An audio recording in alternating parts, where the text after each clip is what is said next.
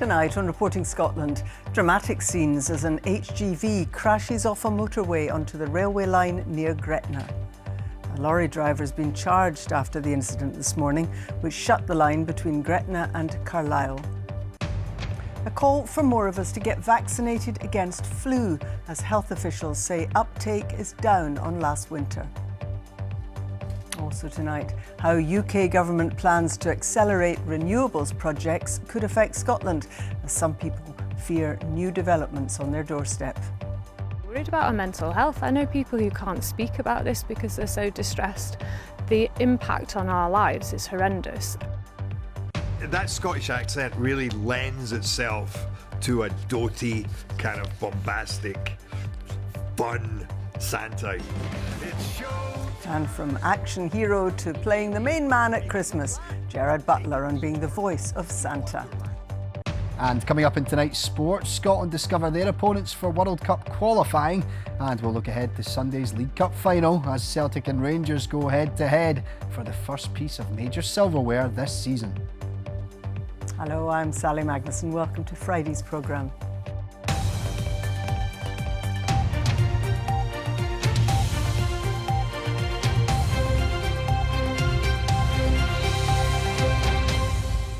A driver has been charged after a lorry crashed off the motorway and onto a railway line in Dumfriesshire. The collision off the A74 has led to the closure of the line between Gretna and Carlisle, with replacement bus services provided. Aileen Clark has more. It was just after 8 o'clock, as the A74M motorway was busy with early morning traffic, that this articulated lorry left the road just south of Gretna Green. It came to rest down a steep embankment, the front portion of the lorry digging deep into the ballast under the rail tracks. The damage to the rail tracks themselves clear to see. The driver was taken to hospital in Dumfries. Police say he was later charged with a road traffic offence. The route affected is the Glasgow Central to Carlisle line. It's meant the closure of the line from Dumfries to Carlisle, and buses have been put on at each end so passengers can complete their journeys. The lorry, itself showing some damage to the front, was removed this afternoon, allowing Network Rail staff to safely access the badly buckled tracks. They hope to remove and replace them overnight, enabling the route to reopen tomorrow morning, amid much relief that it's only a portion of track that was damaged. Had a train been passing at the time, the outcome could have been much more serious. Aileen Clark, Reporting Scotland. Amid a sharp increase in cases, more of us are being urged to get vaccinated against flu. Health officials say rates of the virus itself are not unusual for this time of year, but vaccine uptake is down on the same point last winter. Here's who's eligible to get the flu vaccine on the NHS. Those aged 65 and over, those between 18 and 64 with an eligible health condition like asthma, chronic heart disease or diabetes. Women at any age and any stage of pregnancy, and others including frontline workers in health and social care are also eligible. More details, including information for booking an appointment, is on the NHS Inform website. But remember, if you're not in an eligible group, the flu vaccine can be bought from pharmacies. With more on this, here's Gillian Sharp. With all the hustle and bustle in the run-up to Christmas, it's easy to forget that at this time of year, winter illnesses can be very much part of the picture too. Flu cases rose sharply in the first week of December. Flu is starting to show up as increasingly in terms of cases in the hospitals, so that's something we worry about. Well, the last thing we want to do is spend our festive season in the hospital, and so those flu vaccines for people that are eligible, that are vulnerable, it's really important that we take the time now so that we don't end up later regretting it. COVID-19 numbers are low at the moment. Levels of RSV, which mainly affects the young and old, are high. It often seems like a cold, but can be more serious. Flu and COVID-19 spread more easily in winter. For some, there is the NHS winter vaccination programme. Public Health Scotland says in those under 65, over 2/3 of those at greatest risk of serious illness from flu haven't yet been vaccinated. 4 beds in each bay. So how ready is the NHS for whatever the winter brings? There are a number of viruses that circulate more easily over winter. What we're seeing at the moment is not outside the norm, but it could put pressure on the system. We are always preparing for surge capacity, but absolutely vitally important to protect you, to protect your community and to keep the NHS safe. Get your flu vaccine. And as well as getting vaccinated, there's the usual advice. Wash your hands, cover your mouth if you sneeze or cough, and stay away from others if you're ill. Gillian Sharp, reporting Scotland. The UK government has unveiled plans to speed up the time it takes for renewables projects to be built. As part of an effort to decarbonise the electricity grid, it wants to prioritise critical infrastructure developments like large wind farms and pylon projects. These are currently considered on a first-come, first-served basis. But campaigners fear their voices will become ignored. Our environment correspondent Kevin Keane has more. They're a sight we barely notice anymore across our countryside. But with the growth in renewables, much bigger pylons are needed to carry green electricity around the country. Campaign groups like Here in the Mearns say the new towers will destroy the landscape. They're concerned that plans to speed up planning and consenting will see them lose their voice. People who can't speak about this because they're so distressed, the impact on our lives is horrendous, and for our voice to be stifled by the government removing our right to speak.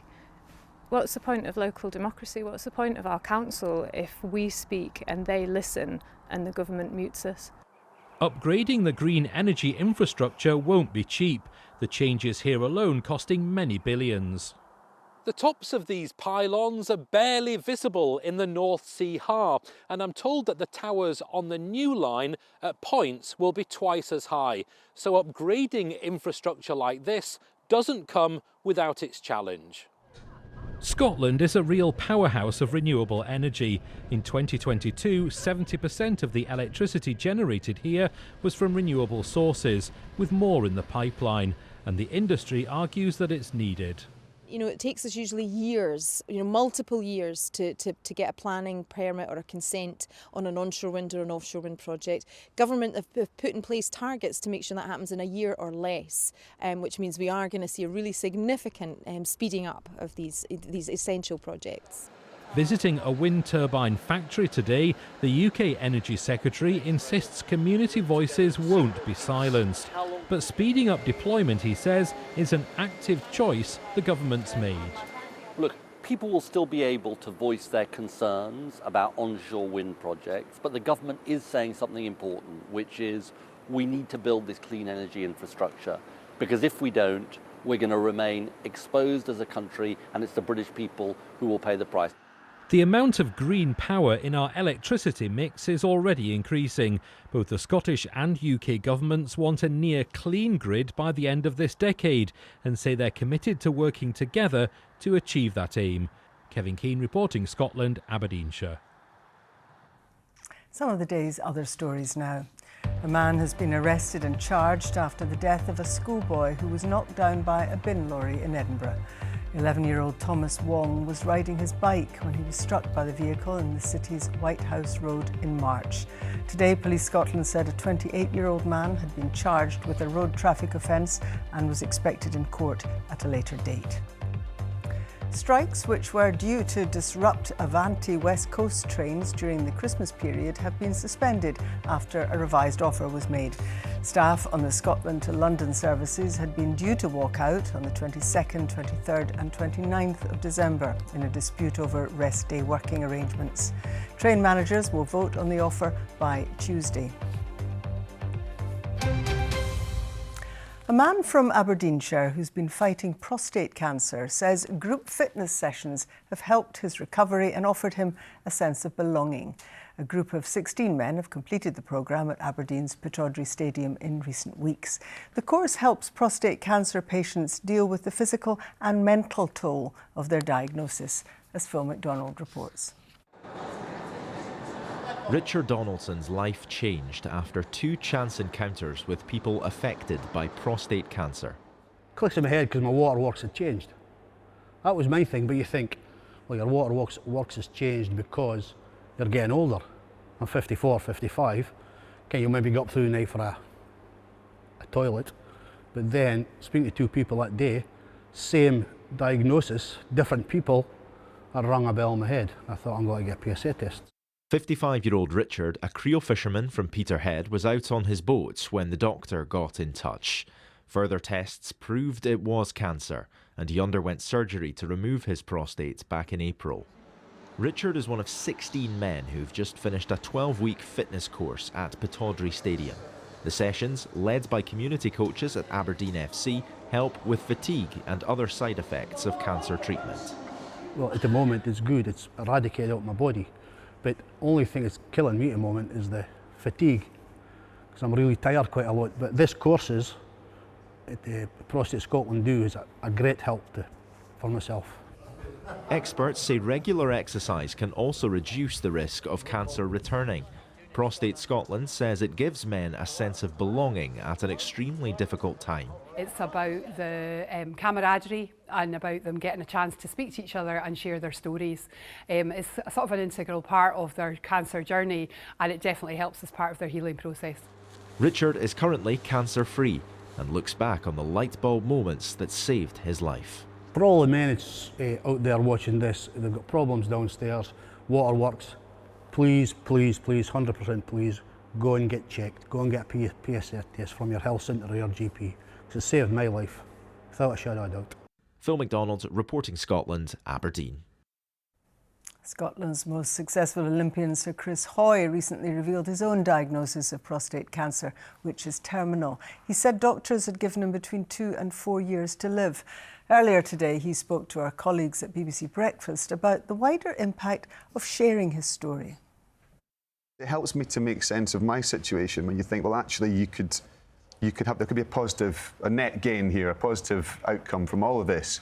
That yes, of course, my situation has been a difficult one, to say the least, to get my head around. But actually, when you see that you have a position where you can make change and you can raise awareness and you can improve people's lives. A number of people have contacted me directly to say, you know, I hadn't even considered getting a PSA test. I went to my doctor, I had a check, no symptoms, and I've got prostate cancer, but I've caught it early. So by catching it early, this has changed my life. It lifts me up when I hear these stories. And here is how it all looks. Scotland have been drawn in Group C alongside either Portugal or Denmark, Greece and Belarus. That lineup will be finalised in March next year when Portugal and Denmark play each other in the quarter-final of the Nations League. Whoever loses that will join Scotland's group. It also means 4 games against Greece next year, with a 2-leg playoff to try and stay in the top tier of the Nations League in March before these qualifying matches. So what does Scotland need to do? Well, to put it simply, winning the group is the only way to guarantee qualification. A second-placed finish would mean advancing to a playoff. 3rd and 4th would mean missing out completely. It's a group that can generally be considered as a decent opportunity for Steve Clarke and his players to end a 28-year wait. Indeed, the last time Scotland appeared at a World Cup was in 1998. Can they make it to the tournament in 2026? Here's the thoughts of head coach Steve Clarke. We expected to be in a 4-team group because obviously we have the qualifiers against Greece in March. So we knew that's what we were going to face. Tough matches, difficult opponents. It doesn't matter who the pot 1 team is, it'll be tough. Greece we'll get to know very well over the next year, and obviously Belarus is the pot 4 team and is a tough place to play. And we're going to look ahead to Sunday's League Cup final shortly, but the showpiece fixture comes on the back of a busy midweek. Celtic drawing with Dinamo Zagreb in the Champions League, and then last night Rangers picking up a point in the Europa League. I think if we were maybe a little bit better in the last pass, especially in the second half when we pushed a lot, we could have scored the second one, and then we have more chance. But I think overall we've been really good, and it's just the quality of the top team. You know, if they have one chance they score, it's like that. You know, we need to learn about that and then just focus. Brendan Rodgers says Alistair Johnston will be fit to face Rangers in Sunday's League Cup final. The defender was nursing a knock but will be included in the squad for the Hampden showdown. Philippe Clement is still assessing his Rangers squad after last night's game against Spurs there. The Ibrox side go into the final as holders, but they haven't beaten their rivals at the National Stadium in over 2 years. Here's our sports news correspondent, Chris McLaughlin. In the last round, Celtic were at their scintillating best. This, goal number 5 of 6 they put past Aberdeen to secure their place in the final. It was tighter when Rangers took on Motherwell the following day, but the holders did enough to set up a Hampden showdown with their greatest rivals. They go into this in good shape, unbeaten in 9, including last night's draw against Tottenham. You need to build something with the squad also out of experiences. I said that a lot of times. It's good experiences like this, but also out of the bad moments and the mistakes you make. Like this, you create a winning team. And that's what playing for this club is all about. There's games every 3 or 4 days. Some of them aren't pretty and they can't be at times. But when given the opportunity, you've got to put in performances, and we're doing that at the minute, and we need that to continue. Now, he's going to have a goal here. Butland spills it, and he scores! This was the last time the two sides met at the National Stadium, the Scottish Cup final earlier this year. Celtic left it late, but once again they walked away with the silverware, something they've become well used to. When that one's done, you park it and you go again. The hunger's still there, and like I said, at this club you have to keep proving yourself time and time again. So it doesn't matter how many you've won, the next one's the most important. They've been playing extremely well this season, and they've only lost 1 game. And I think they have to go into that game as favourites. What happens here on Sunday on the pitch could be pivotal to the rest of the season, but there will also be added focus about what happens here in the stands. That's because Celtic and Rangers are amongst the clubs charged by the SPFL for fans' use of pyrotechnics. Supporters coming here on Sunday will see added security, perhaps even sniffer dogs on entry. It's a battle the football authorities are determined to win. No more fireworks and a sole focus on football. Chris McLaughlin, BBC News, Hampden Park. To the women's game now, and the Scottish FA has begun its search for a new manager for the Scotland women's team after sacking Pedro Martinez Losa following the failure to qualify for Euro 2025. The Spaniard side lost 2-0 on aggregate to playoff opponents Finland this month, having also missed out on the 2023 World Cup via the playoffs.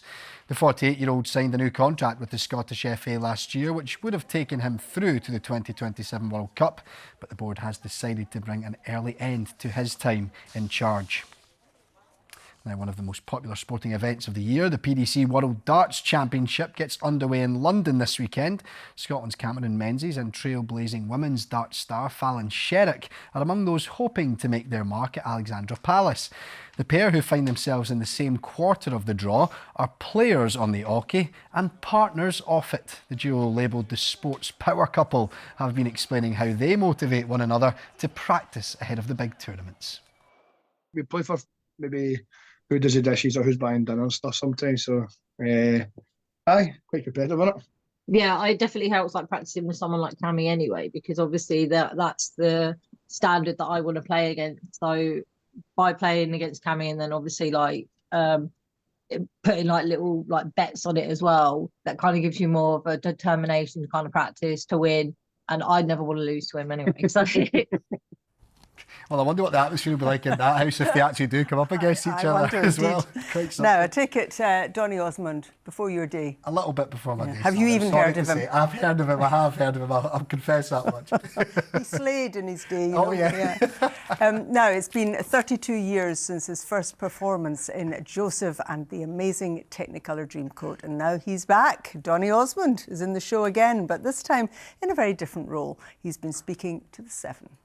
When I started Joseph back in '92, my director, the late Stephen Pimlott, told me something, and it literally changed my view and perspective of show business, at least the world of theater. He said, "The theater is a place where people come to dream in public, and you're in charge of the dream." And you can see that full interview on The 7. But we have a star of our own. Paisley-born Gerard Butler is the latest actor to revel in the role of Santa Claus. The Hollywood star is the voice of Santa in a new Christmas animation film, The Night Before Christmas in Wonderland. It's a sort of mashup of two classics, The Night Before Christmas and Alice in Wonderland. Our entertainment reporter, David Farrell, has been catching up with him. It's showtime! What are you doing? We're making a plan to take a detour to Wonderland.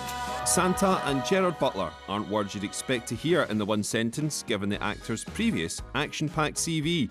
But this Christmas, Butler has taken on the biggest role of his life as Santa, and he's not sure where things go from here. Finally conquered it. I'm playing Santa, St. Nicholas. And so I'm actually officially announcing my retirement. There is nowhere left for me to go. No, it's great. This is a great, fun story. And I kind of felt like how nice to be able to do that, have fun, and tell a story that I do think could become a little Christmas classic. Santa! What are you doing here? Delivering a gift! Gerard, getting to play Santa must be the top of any actor's wish list. Yeah, I've got a few of them now. I tell you, between Attila the Hun, Dracula, Phantom of the Opera, Santa. But Santa is a nice one to put. It's awesome to make those kind of movies that you can imagine at Christmas time, families sitting together, laughing. And bring it because the message is so powerful and so good.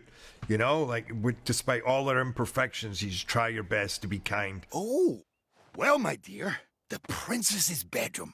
Where might it be? And what I love about this film is we've got a Scottish Santa, which is always nice, isn't it? All the best peeps have been Scottish. They just don't know it. I'm just reminding them. You know, James Bond was Scottish, Santa was Scottish. Of course, reindeer first. That Scottish accent really lends itself to a doty, kind of bombastic, fun Santa. You know, it just seemed to work well. Cheer up, Prancer. Could be much worse. Whatever happens this Christmas, Gerard Butler wants to slay it as Santa. David Farrell, reporting Scotland. Now let's continue in Christmassy mode here by telling you about a Christmas tree with a difference. It's 16 foot tall and it's been knitted by Edinburgh volunteers from all backgrounds. They've been sharing their story. Knit the tallest Christmas tree in Scotland. It started off as a fundraising effort to make this building more accessible. Hold the bow there, and then you pull it through. The next thing, it had spiralled. We had 3 knitting groups coming. It's now become a social occasion for people, but also a chance to be part of something bigger and more important than themselves. It brings people together, young people like me and then older generations. The men's shed were tasked with creating a trunk. I thought it was a joke to build a knitted Christmas tree. People wanted to come together, wanted to find ways of tackling loneliness and isolation in people of all ages. And we've chosen to do that in an intergenerational way so that younger and older people can come together around things that they enjoy. There was a tree made in England and it was 14 foot high, so we made ours 16 feet. Let's go to Gillian now and see what the weather is looking like at the moment and what it's got in store for us. That's lovely. It is. It's staying chilly into tomorrow, Sally. And then for Sunday and beyond, it's milder, but it's looking quite unsettled. Heavy rain for some. Good evening to you. It was rather a grey day for many of us. Just a few brighter breaks here and there. We've had a fairly weak cold front trundling its way southwards across the country, and for the first part of tonight that will continue to bring a band of cloud and some patchy rain and drizzle. Then that clears away. Under clearing skies it will turn chilly, scattered showers following mainly into the north and west, and it's cold enough that they'll be wintry on the high ground. Temperatures dipping low enough for a fairly widespread frost inland, and there could be some icy patches as we start the day tomorrow. So a chilly start to tomorrow, but a bright one. And during the morning is when we'll see the best of the sunshine, because as the day goes on, cloud steadily increasing from the west, some patchy rain moving into western parts later. By 2 o'clock, still a wee bit of brightness hanging on for Shetland. Lots of cloud for Orkney, the northwest Highlands. For eastern parts of the mainland, a wee bit of residual brightness, but generally that cloud thickening from the west as the day goes on, and it will produce some patchy rain for Dumfries and Galloway up through Ayrshire, Argyll, the northwest Highlands and the Western Isles. Now here you can see the first sign of a change. 11 Celsius in Stornoway. It is set to turn milder. So tomorrow evening and night, the winds pick up, pushing that rain through. It turns drier and it will turn increasingly mild because we find ourselves in the warm sector of air behind this warm front. So for Sunday and into next week, yes, it's mild, but it will also be windy, and this trailing weather front just hanging around, bringing persistent rain to northwest Scotland in particular. So for Sunday, lots of cloud generally. You can see that rain heavy and persistent over the northwest Highlands, Argyll, parts of Perthshire and Stirlingshire. For southern Scotland, lots of clouds, some patchy rain. For central and eastern parts, that's where we'll see the best of the limited brightness, but it will be pretty limited. You can see certainly milder than it has been, up to 13 Celsius, but it will be windy with a risk of gales in the far north. Now from 6 p.m. on Sunday, this warning comes into force. It's for heavy rain. It's across northwestern parts where you can see the figures there, 70 to 100 mils quite widely, up to 150 millimetres over the hills. And that coupled with the rapid melting of lying snow could lead to some issues with flooding. So it stays mild but unsettled into Monday. You can see further heavy rain to come in the north and northwest, drier for southern, central and eastern Scotland. A few bright spells, and it's staying on the mild side. That's the forecast. Great. Thank you very much indeed, Gillian. Now a quick look at tonight's main news again.